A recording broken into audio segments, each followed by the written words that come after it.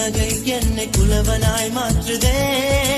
பூமியும் அந்த வானமும் சின்ன புள்ளியாய் போனதே கண்களை